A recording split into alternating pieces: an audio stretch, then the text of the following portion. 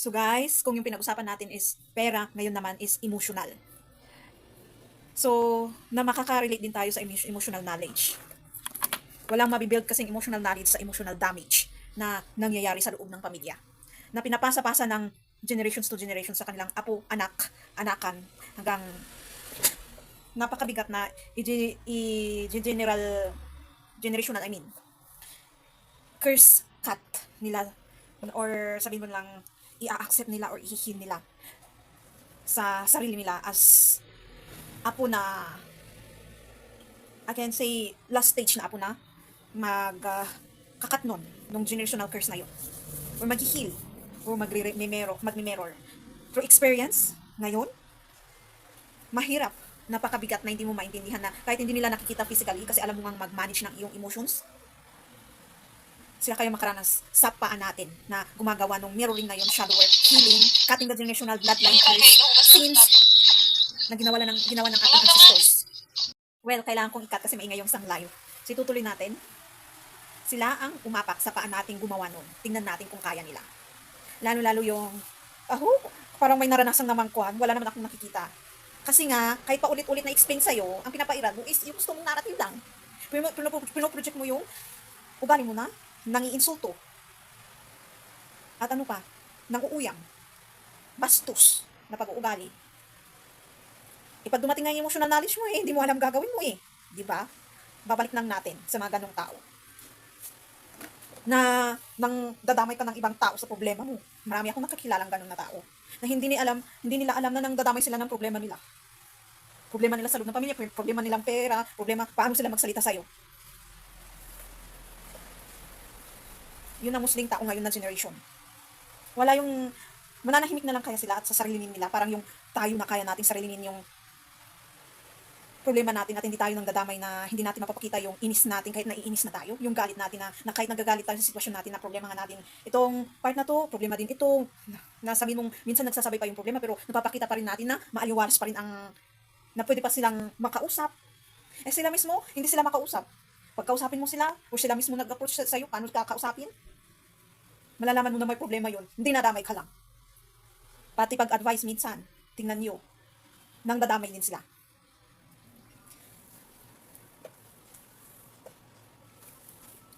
So, hindi lang child support sa money, kundi child support lang din sa emotions. Emotions, ano pa? Yung advice, motivation, wala tayong mga magulang. Well, sinama ko na kahit wala akong anak. Sinama ko ng sarili ko. So, iba din naman ang kwan. Yun yung isa sa abuse na nangyayari. Na ginagawa ng magulang na hindi nila alam sa mga anak nila. Yung frustrations nila, yan pala yun, yung sinasabi ko na ina-explain ko. Ng mga ginagawa ng tao. Yung frustration nila is hindi nila kayang ikubli sa sarili lang nila. Mostly na tao dito sa buong mundo, ganun. Kaya, minsan pag nakikita mo yung comment nila sa isang content is napapalabas as bashing. Isa yun, frustration yun. Na hindi nila kayang dalhin yung kanilang emosyon sa mga problema nila. Kaya nakakatakot kung sila yung nagtatrabaho sa gobyerno na nag-govern I mean sa atin. Nandun ka pa, i-customer service mostly ang ginagawa nila. Kung may magtanong or kung may magreklamo, sila mismo sa dapat ang mag-suggest kung anong gagawin, ano ba yun? Kalimutan ko tuloy. Anong dapat i-solve dun sa problem. Sa abot ng makakaya din nila na hindi lang about kasi education papel na pag-aralan sa school or status mo, kundi dapat may alam ka din sa buhay. Minsan, nauuyam or nalalait natin ang buhay na tinatawag natin yung advice sa buhay. Pero yun actually ang pinaka-importante pag mag-advise ka sa isang bagay hindi papel, katulad ng physical materialistic attorney. Minsan nga may mga magagaling dyan na attorney is ginagamit din nila yung experiences through life, kung anong na-observe nila, nakikita nila, na nire-relate nila sa pinag-aralan nila as attorney. Yung mga articles na yan. Bakit may nakukulong pag involved is police? Kasi buhay lang din, sitwasyon sa buhay na may nangyaring ganito, katulad ng pagnanakaw, saksakan, ano pa, kaya may nakulong. So, Ayan, nakakalimutan bilang isang magulang na hindi dapat frustration lang ang ibigay nila sa anak nila kasi sila ang gumawa doon. Yun kasi mostly ang napapakita ng magulang. Uunti na lang po, from 100%, 10% lang ang makikita nilang bakit ko naman ibibigay yung frustration ko is obligation ko naman sila. Pwede namang i-advise sila kung ayaw mo din maranasan nila yung frustration mo na yan. Through life experiences sa loob ng pamilya, yun ang i-advise din minsan sa kanila. Para pag dumating na magkaroon din sila ng pamilya, kaya babalik at babalik ulit yung dapat handa ka, physical, spiritual, mental, psychological, bago mag-asawa. Kasi anak nga lang hindi mo pa maiisip ng tama. Paano yung ibang bata? Instead, i-advise mo yung mga batang yun kasi nakikita mong napapariwala. Ano bang tawag doon? Napapariwala ba yun? Basta nawawala sa landas ng buhay. Hindi ko maalala yung pronunciation. Kung instead na advice, isa ka lang din na adult na parang naging kid na, lalaitin mo. Yun yung mostly na nakikita ko. At isa yun sa magiging ritual na malas na magiging hadlang sa kinabukasan nila. Lalaitin mo yung sitwasyon nila, lalaitin mo yung kung anong naging sila, lalaitin mo yung seems so familiar naman. Then kung dumating yung talagang magbubunga nga din ako nung past, is may part din na nagiging ganun ako. Pero through reflection, accountability, isa nga pala tayong naging ganun dati. Pero ngayon na nag-accountable nga, is alam mo na ang tama at mali na dapat gawin. Instead, pay for them. Na dumating yung araw na magising sila at gawin ang best nila.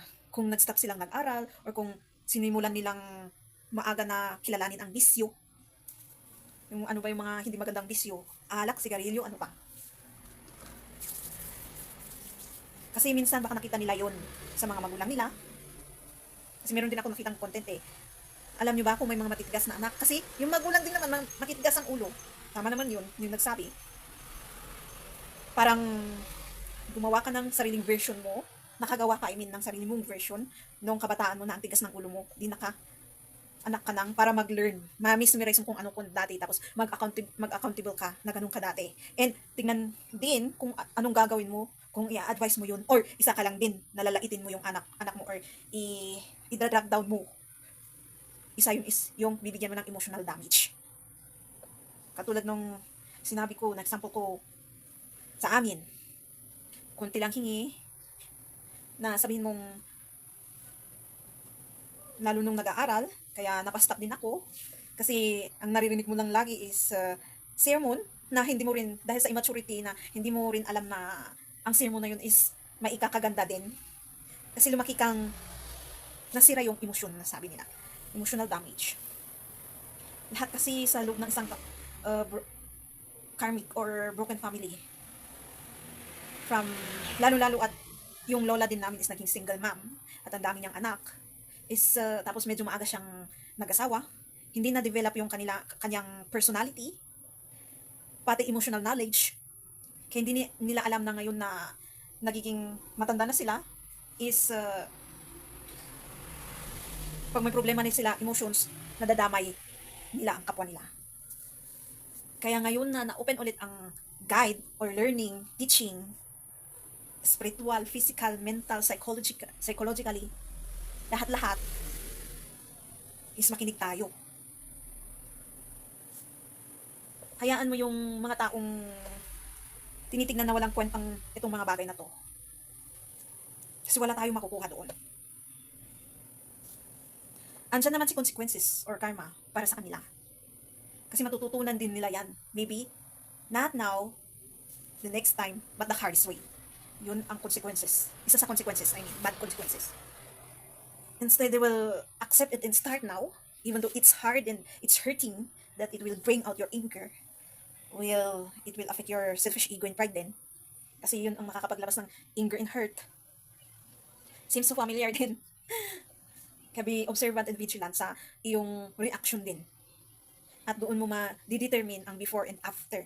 Kung ano yung tinatawag nilang bring down your ego and pride. Na tinatawag nilang selfish ego and pride, tapos healthy ego and pride. Ma-determine mo laging nasasaktan ang selfish ego and pride. Si healthy ego and pride is pinapatamaan pa rin, both na pinapatamaan, pero si healthy ego and pride, hindi nakikita yung hurt and hatred. Mas nakikita niya yung bright na, wow, kahit pinapatamaan ako nito walang effect na sa akin. Yun ang isa sa sign na nag-heal ka na rin. Emotionally din. Spiritual, physical. So, sometimes baka dahil sa selfish ego and pride, we misunderstood the messages sometimes. At least we tried not to understand the message. Kaysa never din you insult it agad. So, ayan. Bago talaga mag-go ng parenting, that marriage, handa talaga sa emosyon na yan, psychological, mental, spiritual, physical. Hindi kasi mag-work yung mag-aanak ako para i-hold ko sa babaeng to or lalaking to kasi baka mamahalin ako. Hindi. Hanggat merong generational bloodline curse na pinapasa-pasa and traumas and pains na pinapasa-pasa, emotional damage na pinapasa-pasa, walang mangyayaring ganun. At mas lalo pang nasisira yung pamilya. And pag sa pagtutulungan, hindi po child labor yung kahit maaga yung child is nag-work siya. Sometimes that child willingly help the parent, lalong-lalo kung even though that's hard work, mas better you ask the child. Baka willing namang tulungan niya yung sarili niya at magulang niya na maghanap buhay sa katulad ng pag-hard din. Hard work yun actually.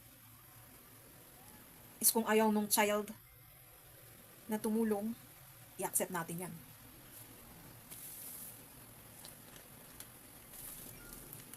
Maybe pursue the child to help you even though slight siguro.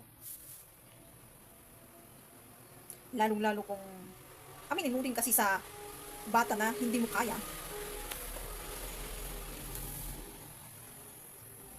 Well, meron din kasi yung kaya nakakapag-asawa tayo ng rush is yung validation.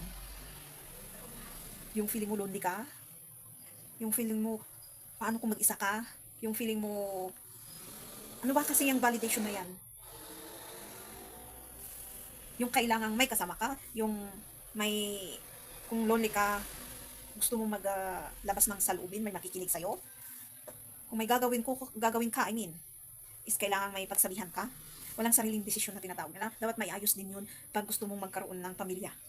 Yung may sariling desisyon. Yun din ang isang naayos actually sa developing yourself na ito. Healing, mayroon rin shadowing, cutting the bloodline curse, healing your pains and traumas, etc. Kasi napapansin ko, may nakwento ako noon na kahit tama naman yung decision is sometimes hindi ka makakapag-go forward kung walang kang maririnig na magsisikend emotion doon sa desisyon na yun. Kaya pag wala kang pinagsabihan noon at walang magsisikend emotions, bahala na lang or hindi mo nagagawin. At isa rin yan sa part na sabihin mo nang nawala yung courage and confidence. Na hindi mo alam ang gagawin mo kung maghahanap ka ng trabaho. Kahit nga sa school yung pag-recitation. Oo, sabihin mo na merong shy. Pero meron yung kakaiba na feeling na para mas nasobrahan sa shy. Yung hindi ma-explain na sabihin mo ng parang ng introvert. Introvert, naman yun is, parang minsan is, ayaw mong may makialam sa'yo. Not really introvert, pero yung feeling na kahit yung maghahanap ng trabaho, kailangan merong sasama sa'yo. Hindi naman takot, merong takot na hindi mo maintindihan na parang may shame na merong. Pero pag nakilala mo yung sarili mo, developing your personality, ayan, so kailangan maging vigilant and observant ka lang din. Ulit. Yan, babalik ulit doon. Na ito pala yung feeling na dati nung makikilala mo yung sarili mo. Yung feeling na ito lang ang gagawin mo is napakasimple lang pala kung na-develop mo ang sarili mo. Pero dati parang ang hirap-hirap gawin. Kulang na lang pilitin ka, kulang na lang i-drag ka, kulang na lang. Kaya kailangan nating intindihin yung mga ganong tao. Huwag nating, kasi minsan, dahil doon is nalalait sila, dahil doon is nabubuli sila, dahil doon is nakikitang, sabihin mo lang walang kwenta din. Walang pangarap, walang ano pa. Meron namang mga pangarap yun, pero hindi nila alam ang gagawin nila. Yun na siguro yung yung the peak of the generational curse na napasa-pasa. Hindi na nila alam ang gagawin. So, ang hahanapin dapat natin is ang Diyos. Spiritual healing. And siya ang mag-aayos ng lahat. So, start na nating ipakilala sa ating sarili ang biblical teaching. What's right and wrong? Ano pa? Yung totoong moral and value ng isang tao. Proper conduct, ganun. Kasi maraming news, diba, na kabata-bata nila is gumagawa na sila ng krimen. Not protected. May nagsabi din naman na kahit faithful ka kung dumating talaga yun. Hindi. Ang masasabi ko doon is may mga part na hindi natin naiintindihan na masyado dahil sa hindi talaga na-introduce sa atin at tinetch or tinuro. So, I understand that part, pero I will explain it furthermore na kung meron kang totoong faith and belief sa Diyos, meron kang protection, meron kang protection sa noo na tinatawag nila. Sinabi din sa Bible yun. I mean, kahit anong sama na dumating sa noo mo, meron din naman dumating din naman sa akin sa process ng healing. Yung kunin mo na lang yung kutsilyo na yan at itusok mo sa taong yan, nakakainis. At matapos din. Pero pag protected ka, alam mo ang tama't mali, moral value na dapat gawin, ikaw din mismo ang mag-aano nun. Sa isipan na yun. Nakalimutan ko na yun. Laging sinasabi ng mga matatanda.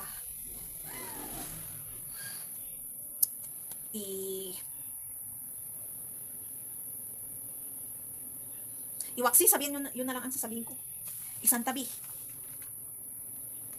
Yung isipang hindi maganda na yun. Kasi, common sense, alam mo na kasi ang consequences kung ginawa mo yun. Di bali, depende, kung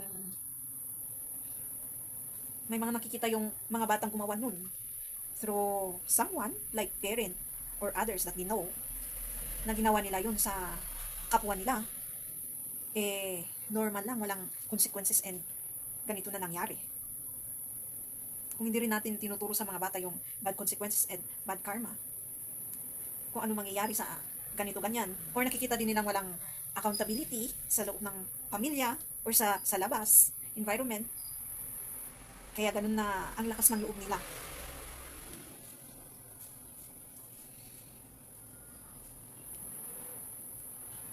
So, ganun talaga,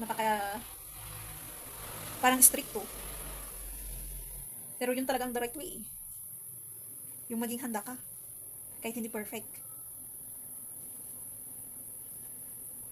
Ang install sa sarili yung ganitong teaching, ganito ang pakilala ang sarili. Kilalanin actually. Ang Diyos sa buhay. Kasi pag hindi, makakain na tayo ng materialistic world.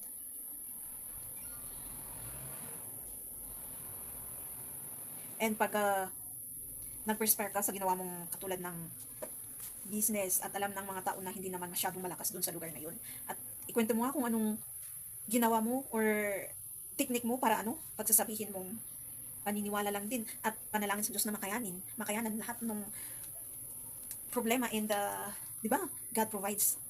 Sa mga ganong simple na pag-i-explain sa kanila is may mga hindi maniniwala talaga.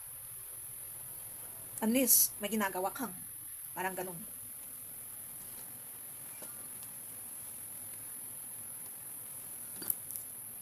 Hindi maganda. So, ano pa?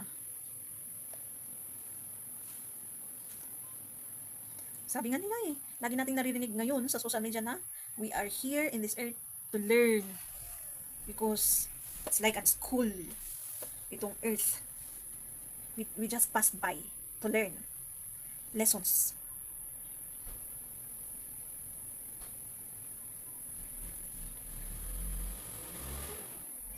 So yan, tuloy ko yung kwento na nag-volunteer kasi ang aming mother na siguro minsan nanonood dito, na-share ko na yun.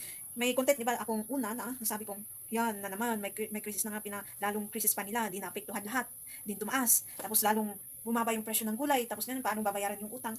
May time na tumawag siya sinabing, gamitin niyo yung bayad nila sa upa. And doon mo mamimesmerize na, wow, yung willingness to support your child financially. Sometimes nagtatry din siya emotionally kahit hindi niya nasubukan yun sa kanyang. Kasi minsan kailangan din natin yun. Ako for sure, ako din naman aminin ko, kailangan ko yun. So minsan automatically pag nanonood ako sa social media is may mga nagsasalita or content na parang nagmo-motivate, nakikinig sa hinaing. Kaya ayan, totoo yung no man is an island. Kasi kailangan din naman natin ang Diyos sa buhay natin para maayos yun.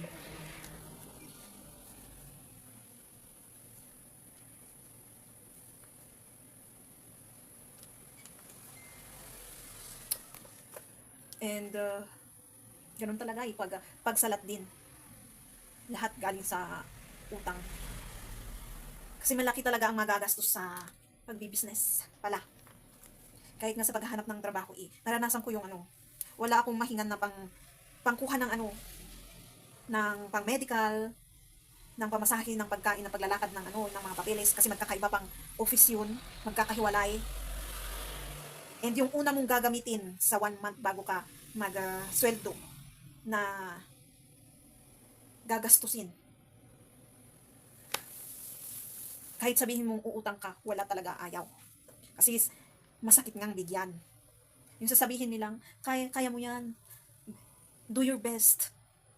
And gawin mo lahat para may mapatunayan ka dito sa materialistic world. Mag-perspire, ganun. Pero pag hihingi ka, or kahit sabihin mong utang, wala. So naranasan ko yun. So pasalamat ako na kahit pa unti-unti na nagmamine ka, yung Bitcoin, nung una-una na medyo mura-mura pa siya, in maraming apps or websites na pwede kang mining ng kahit paliit-liit na para mabubuo sa crypto. And dahil doon, may naipon ako na pwedeng magamit. Yun ang ginamit ko, pero pag hindi ko binenta yun, ay wow, sana, tiba-tiba. Pero mura-mura pa kasi ang doon Pero kailangan lang din naman ng data doon. So kung may pera, magkakaroon ng data, aasikasuhin yung mga website na yun and apps, or kung may internet kang, or may lugar ka napuntahan na free ang internet, well, at least may time, ganun. Nawawala din yung pagkaano ng tao na kahit pa unti-unting iipunin yun, malaki. Ganun ako nag-ipon ng pera noon, kahit alkansya, paunti-unti, and na-try kong makapag-ipon ng, sa peso 200,000. Kahit pa 20, 5 pesos, piso, 10 pesos. And nakaipon ako ng, sabihin mo ng 1 year, ganun, 2 years. Malaki pala.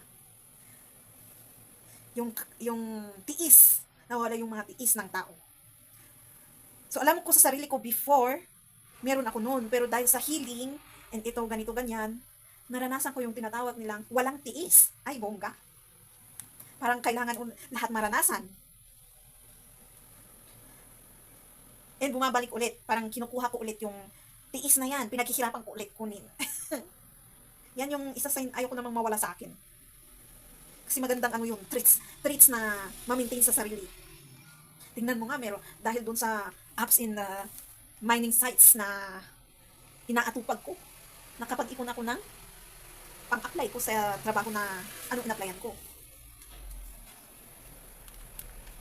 Na kahit paliit-liit, 0.000 something ganun kung mag-iipon ka. Para pag maibenta mo yun ng malaki, kailangan meron ka ng 0.01 ganun. Kunti lang yung zero. Pero pag magmamind ka, madaming zero bago yung numbers na malalaki. Meron pa yung na-try kong, so medyo na-stop. Well, nakalimutan ko na kung saan nag-stop. So, okay lang naman, baka mapahaba na naman to.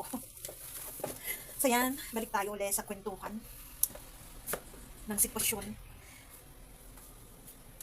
So parang naayos yung namin mag-iina. So marami kaming nare-reflect, na nakikita din na mas blessings din pala na naging mother din namin siya. Kasi yung sitwasyon ng iba, naakala mo mas maganda yung sitwasyon ng iba, pero hindi naman nila naranasan yung ganito sa magulang nila. Parang ganun. So, buti na kayanan ng aming ma'am or mother na napatayo doon sa na yun. Tapos, for sure, alam ko, feeling pa rin niya is binubuhat niya pa kami. Dahil din sa pains and traumas. Isa din yan, kaya bakit ang hirap natin isupport yung anak natin from financial, spiritual, emotional, psychological, yung pag-advise, pag-motivate. I-guide sila sa tama. Advice yan. So, pag sa business na ginawa na to is, sakto lang lahat. Wala talagang kasi ganun talaga pag nag-start ka, kukunti lang yung yung mag-start ka is bongga agad. Yan yung mga very talaga. Lalo kung kilala yung pamilya mo. Na mayaman kayong pamilya, tapos marami kayong connection, and maganda rin yung lugar. And magagamit mo din yung social media, pa yun, marketing. Hindi kasi masyado dito sa amin. Hindi pa rin napupunta sa ganung modern. Kasi kukunti pa rin ang merong internet. So, matinding paniniwala sa God provides. Kaya yan.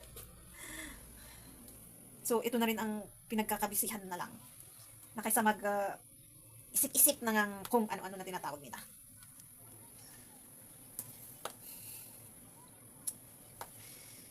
Ay, ganun talaga ang buhay, Wait, may dadagdag lang ako. Kaya minsan, hindi lang sa loob ng pamilya nangyayari, kundi ang hirap din natin mag-support ng ibang tao. Na, actually, sabihin mo nang parang may naramdaman kang trigger, emotional, na nag-lead ng insecurities, na nagpakita sa iyo ng bakit itong mga taong mas lalong nagpo-perspire, na paglabas ng insecurities, na minsan, parang nag-lead ng envy and jealousy. Parang yun na rin yung explanation. Kasi bakit hindi mo masupport yung taong yun?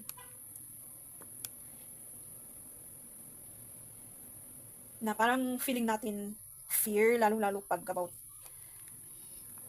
judgment. Kung meron kang accountability, na inaamin mo naman yung mga kasalanan mo yun, pero meron kasi yung pag-aamin lang na sinasabi mo, wala yung sincerity. Dapat with sincerity. Is pag question ka ulit, dapat hindi na yun mag-trigger. Pwedeng makapaglabas ng inis, kasi walang hindi tao na emosyonal, lalo kung yung ginagawa nila is paulit-ulit, na parang sirang plaka, makakapaglabas talaga ng inis yun. Na ano bang intention nito, bakit paulit-ulit? For sure meron ng malalim na meaning yun, na gustong iprovoke. Kundi yung isang dahilan is, gusto nilang makita kang nagwawala, na parang baliw na ganito-ganyan. Yung mawala ka sa poised, ganon. Normal lang yung reaction na ma-hurt ka, ma-insecure ka, iiyak ka dahil sa ginagawa nila, paulit-ulit pa. Basta ilabas mo lang ng ganon. Iyak is the best. Hayaan mo na yung magwala. Kailangan pa rin natin isipin yung poised manners. And si consequences and karma na lang ang bahala sa kanila. So yung iba siguro, mas magandang umiwas kaysa yung harapin. Kaya iwasan ka. Lalo tong ginagawa kong to. And lalong sinasabi kong nag-o-observe ako kahit not actually all the time. Pasalamat ka na lang na na-involve ka doon sa observation na yun, kasi may blessings na darating sa'yo kung sa isang sitwasyon or sa kung may anak ka sa anak mo. Yun ang natutunan ko sa part na yan, na whether yung na-observe is maganda or hindi maganda, kasi na-involve ka doon is may blessings na kaakilak. Kaya sometimes you will understand is pick me, parang ganun sila. na sabay-sabay na darating sa sitwasyon. Isang araw pa minsan. Tapos, parang papakita na, anong na-observe mo sa akin, anong ganito. Nang hindi nila sinasabi, parang may masisense ka sa spirit nila na parang ganun, or sa sitwasyon.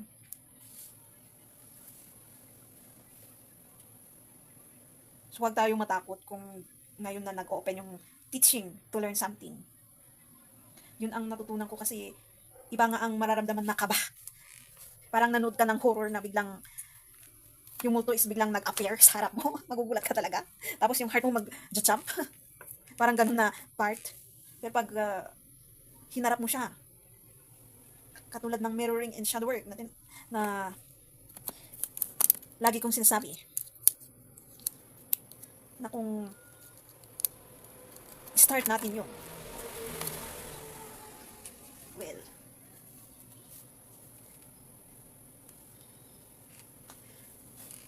ganun talaga ang unang process niya.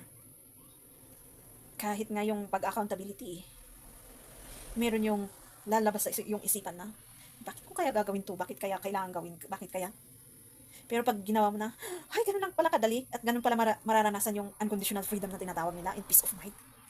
Ay, bongga. Kung noon ko pa sana ginawa yun. Ngayon siguro is nag-perspire na ako. Pero, huwag tayo manghinayang.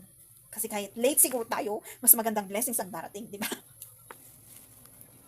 Paano kung maaga nga tayo, pero maaga din, alam niyo na, napariwala ulit, ano ba yan? Ulit, yung R na yan. Or di kaya, wala naman kasing late in maaga eh. Basta importante is, we learn the lesson. So, yun yung additional ko. So, comment down na lang kung anong gusto nyong i-add.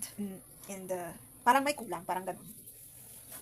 Para lahat tayo may matutunan sa bawat wisdom na meron tayo. Thank you for watching. Don't forget to subscribe, click the notification, comment if you want, and share sa my next videos.